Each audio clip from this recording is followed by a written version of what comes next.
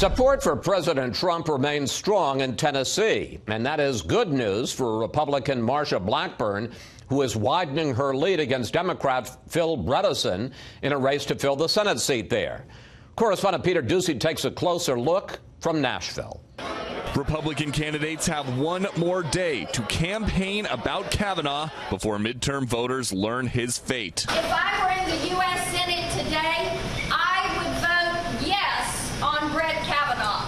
And Tennessee Congresswoman Marsha Blackburn is not the only one, because the Democrat she's running against just said he'd vote yes too. Phil Bredesen waited weeks to pick a side. Then during today's procedural vote, he explained, quote, "I was prepared to say yes to his nomination prior to Dr. Ford's coming forward. While the subsequent events make it a much closer call, and I am missing key pieces of information that a sitting senator has, I'm still a yes." Blackburn leads Bredesen right now, and her lead has grown, although it's still within the margin of error, while the Kavanaugh confirmation process has unfolded, something she says Tennessee voters are watching very closely. They want Brett Kavanaugh confirmed, and they have watched this campaign of personal destruction and character assassination play out, and they are absolutely horrified as to what that could mean for their children or their siblings or their spouse. The Tennessee contest is to replace retiring Senator Bob Corker, but a senator who is sticking around gets more attention from Blackburn. Chuck Schumer says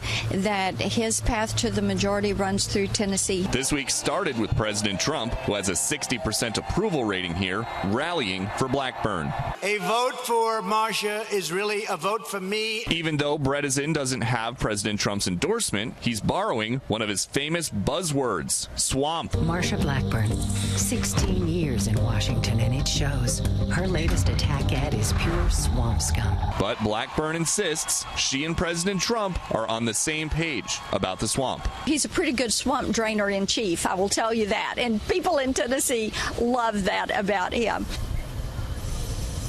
So this is an election where voters seem a lot more fired up about national issues than state-level issues. And we saw that play out this morning when, during the Blackburn breakfast, voters at one point actually booed Senator Dianne Feinstein, a California Democrat with no obvious ties to the Senate election in Tennessee.